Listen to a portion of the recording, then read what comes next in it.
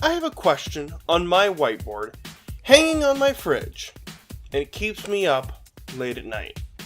Today, I will answer that question.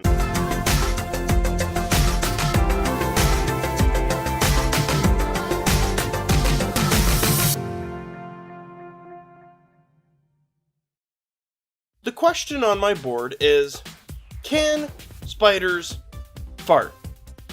Now let's be real mature about it, and let's see how many different ways we can refer to flatus. Also, our goal here is to take a stupid question and investigate it. Sincerely, because, let's face it, we all have stupid questions we're afraid to ask for fear of being locked up. First off, let's understand what the study of flatulence is called, and how we can learn something from the question, can a spider bark? The study of stepping on a frog is called flatology, and behind the humor is actually a massive amount of science.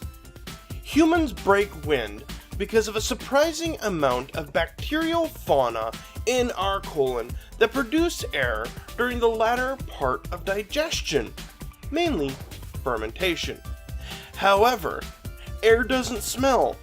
The odor in our duck call is due to volatile sulfur compounds, which include hydrogen sulfide. Hydrogen sulfide is the additive to natural gas that smells like rotten eggs, which is a universal indicator of a gas leak. Now, as fun as turtle burps are, we need to discuss how spiders eat, digest their food, and our ultimate question, do spiders toot their own horn?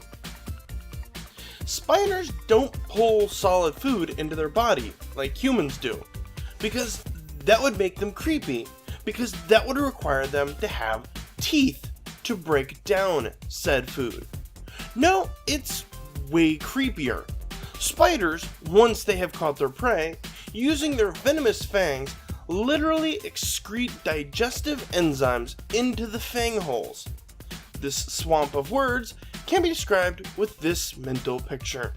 Imagine you're hunting out in the woods.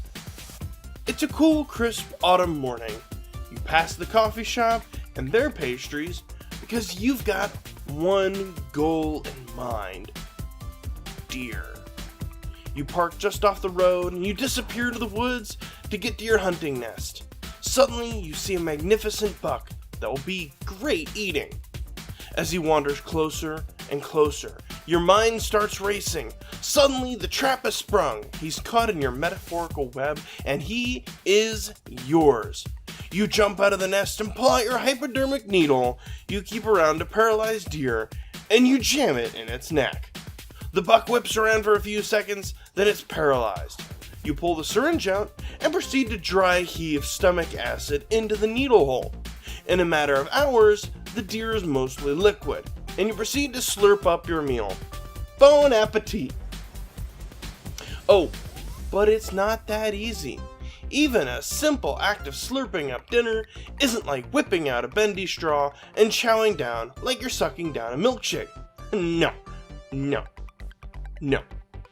Once the prey is sufficiently digested, the spider sucks it up and spits it out to ensure that everything is a liquid. Once again, let's bring in a human behavior most of us are guilty of doing: eating Jell-O. Imagine getting a huge scoop of your favorite flavor of Jell-O, which in our case is whatever the red flavor is. Now, a common and disgusting thing to do with a mouthful of Jell-O is to push it through your teeth into what is called the vestibule, which is the space between the lips, cheeks, and teeth, then sucking it back into the oral cavity, which is the space behind the teeth but above the throat. Keep doing this back and forth until that delightfully gelatinous mass is now a slurry of spit, red color, and sugar. Or if you're like us, do it until you get yelled at for making a disgusting noise. Spiders basically do this, except in place of their teeth, they use the hair around their mouth to filter out the particles.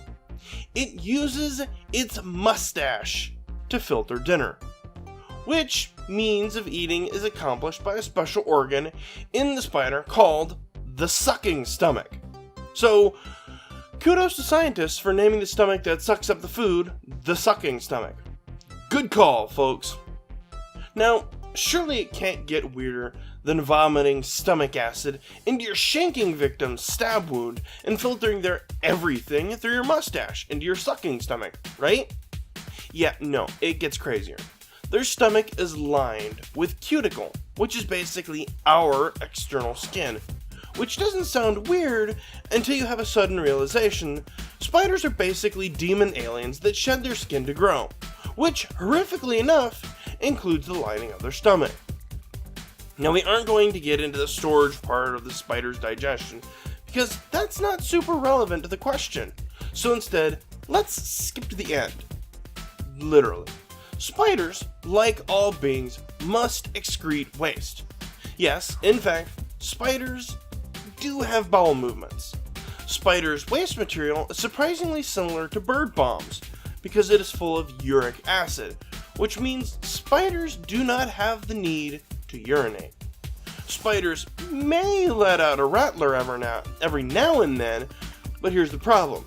Because of how tiny a spider's body is, and the amount of fermentation that would have to occur in the hindgut of the spider, a spider's orchestral practice may never be heard or smelt.